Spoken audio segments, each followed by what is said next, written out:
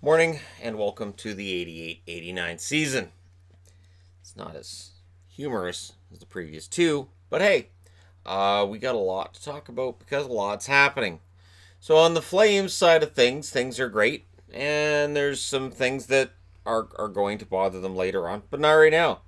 They win the President's Trophy, they win the Stanley Cup, same season.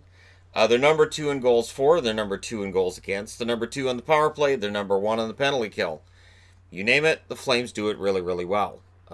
Mike Vernon comes into his own, plays excellent hockey in the playoffs, right through to the Stanley Cup final. And then after they win the Stanley Cup finals, Håkan Lube says, well, I'm good. And he leaves and he goes back to Sweden. And that's it. Håkan Lube is done in the NHL.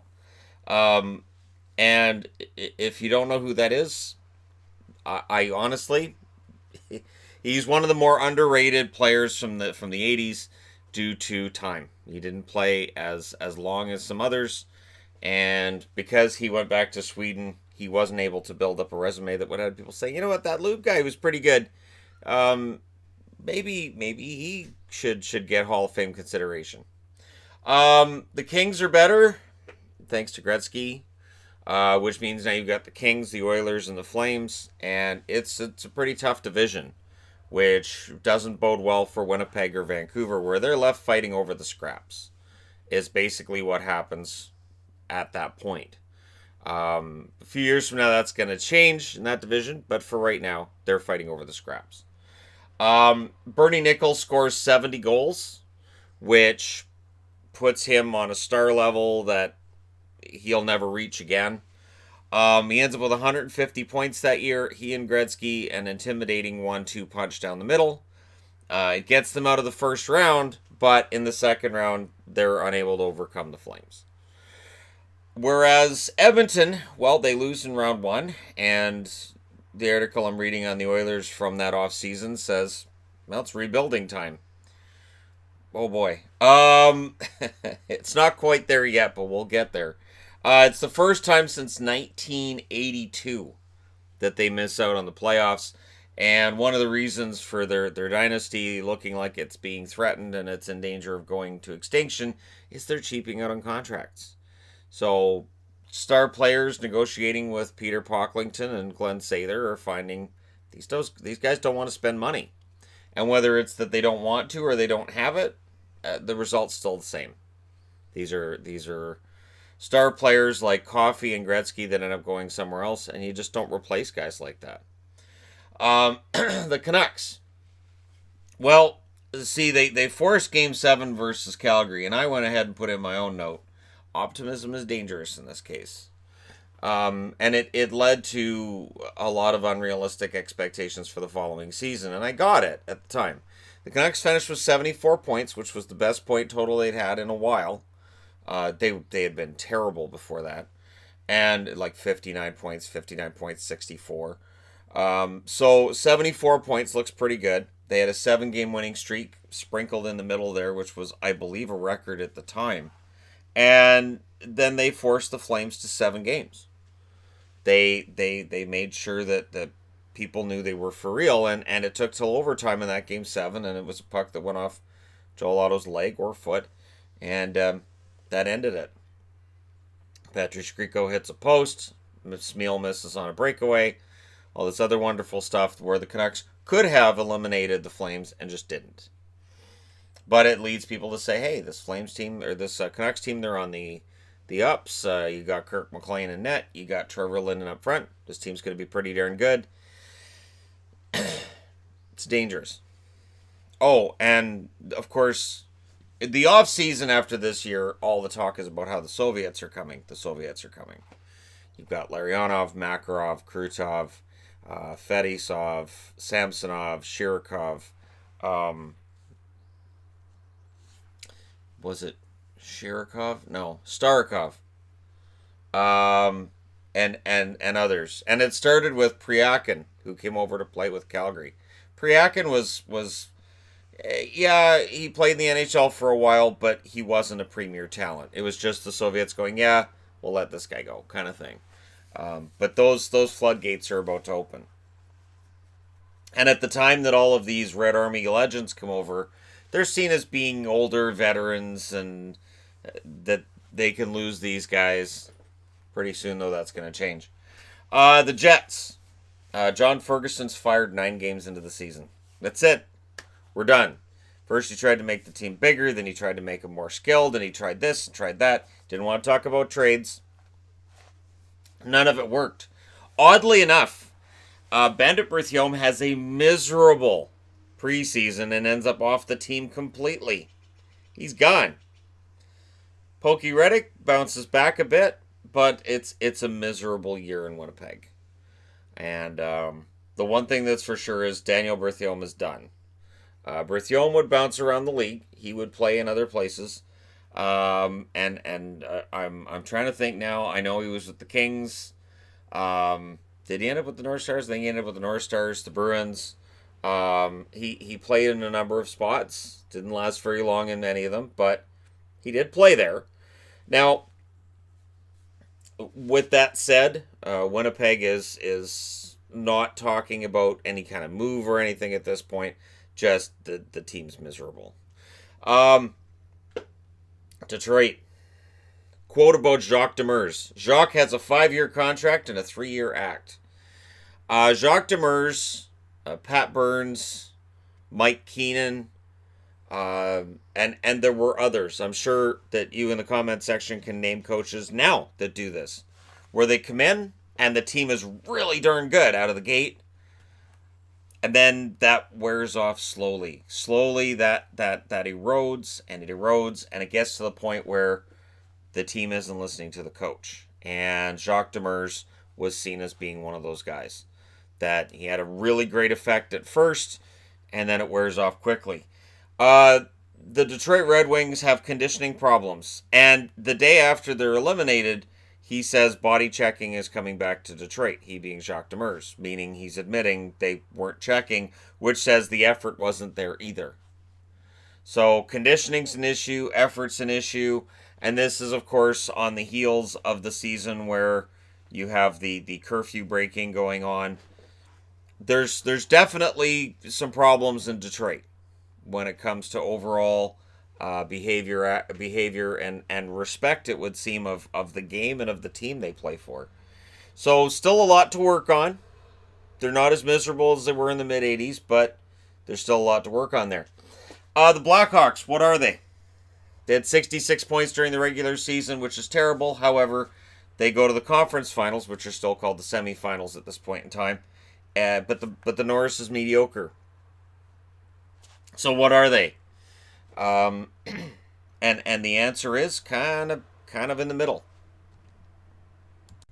Although, as it turns out, their conference finals run is less of an illusion than some of the others that we've seen throughout the 80s. This one is going to be sustainable.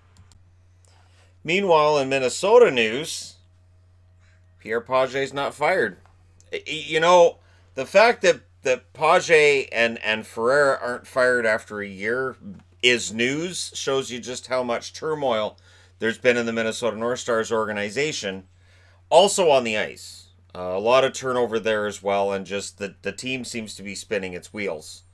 And I, as a Minnesota North Stars fan at the time, well, Page was one of the coaches I was least enamored with of the Stars North Stars coaches of that time.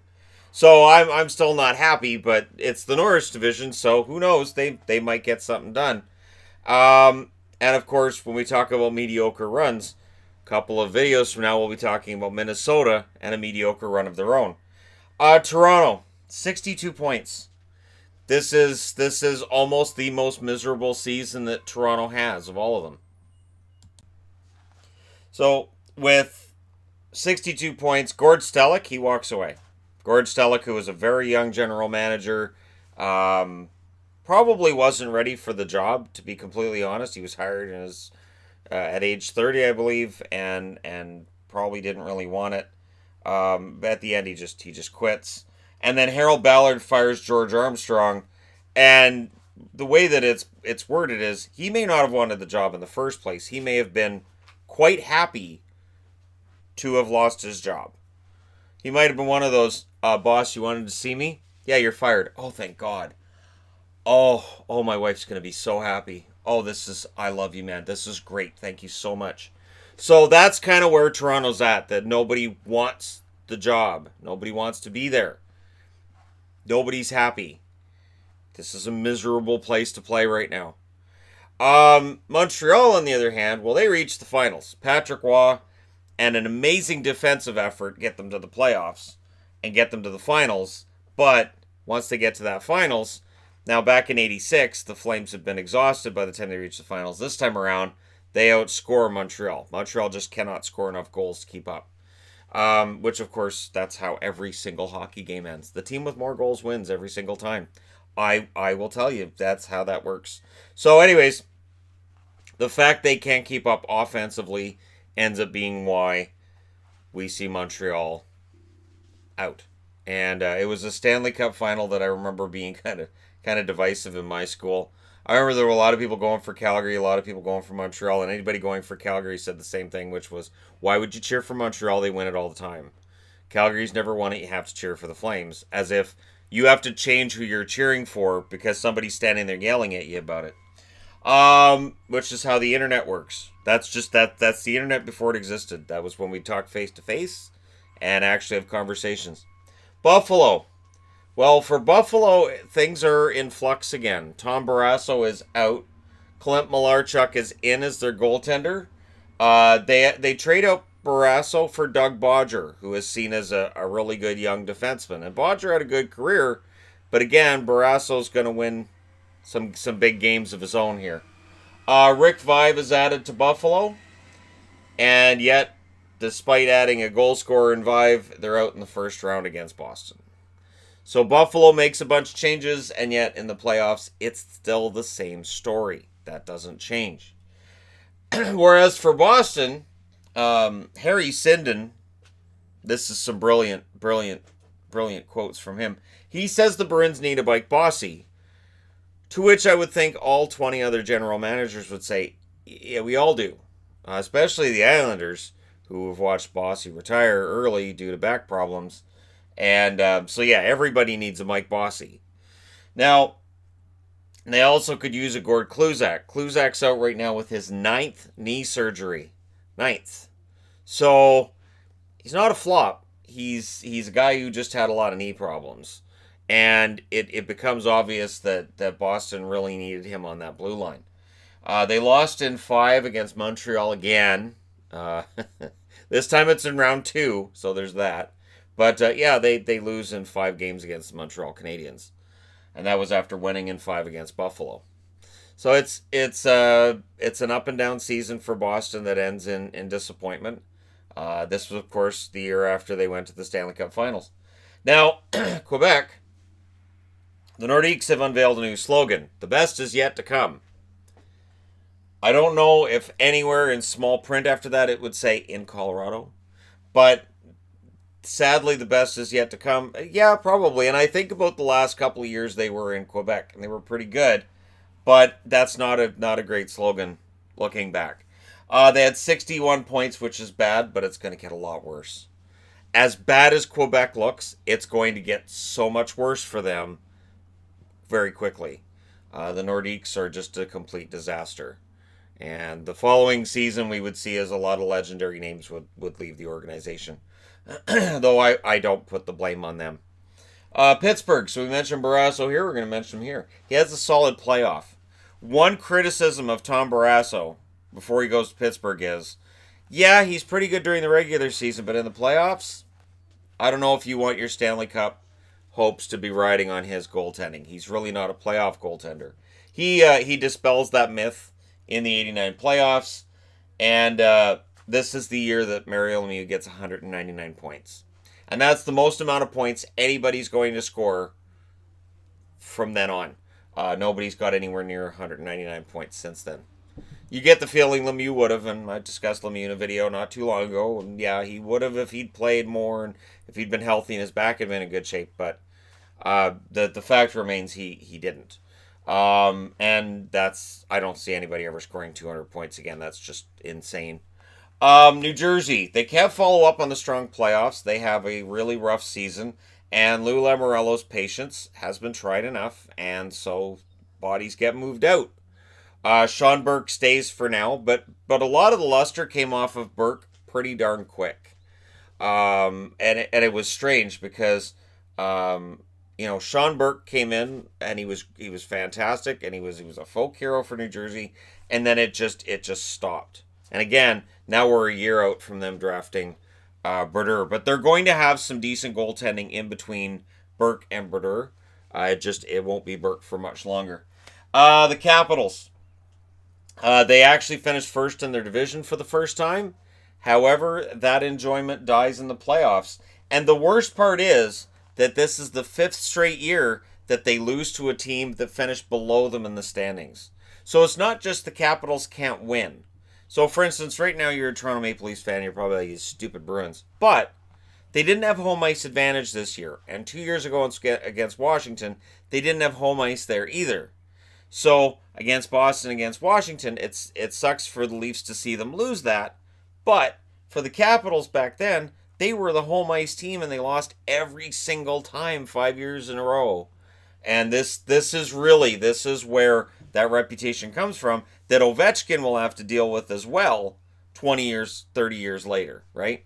And doesn't get dispelled until 2018. Up until then, the Capitals are known for, oh yeah, they're pretty good during the regular season, but during the playoffs, forget the Capitals. Moving on, Philly. Subpar regular season. However, they make it to the semifinals as well.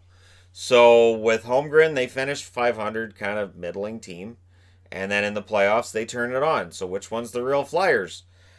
Probably the middling Flyers, considering how things go for them after that. But, it doesn't help either that they traded what they did to get Lindros a few years after.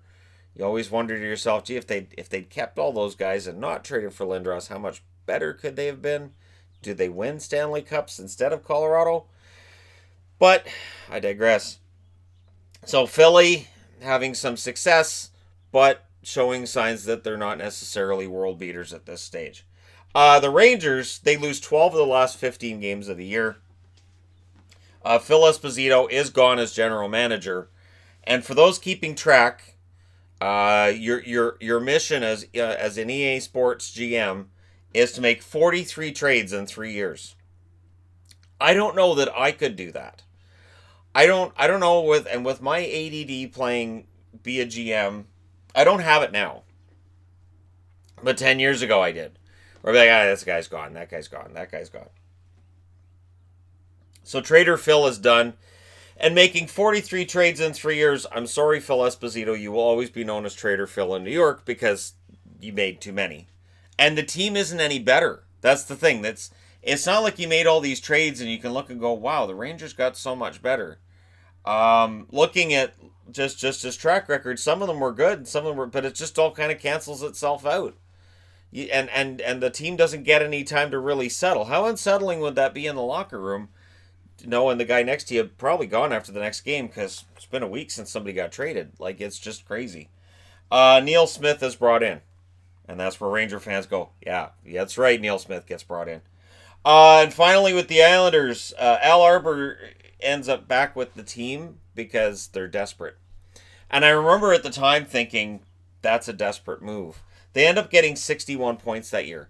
But under coach Terry Simpson, they were miserable. 7-18-2 out of the gate with Terry Simpson as coach. And Bill Torrey says, okay, that's got to stop. So he brings back Al Arbour, and under Arbour, they go 21-29-2, which is still not a good record, but it's a heck of a lot better than 7-18-2. So there's a lot of work to be done in New York, and Al Arbour's time in New York is not going to last anywhere near as long as it did the first time around. Again, it reeked of desperation when they brought Arbour back. I understood why they were doing it, but this was not the same team that Arbour had coached to 4 straight Stanley Cups. And we're going to see that from here going forward. That the Islanders, there's some attempt to bring back the glory years, and much like with Edmonton, that clinging to the dynasty that was can sometimes hold you back from making the right moves going forward. Where you're bringing in guys for management positions mainly because you're familiar with them and the fans like him a lot, and that person was a hero during a Stanley Cup dynasty. And it's been said before, but it's worth saying now that players who are great on the ice and they're fantastic players, they don't always make great executives. They don't always make great coaches.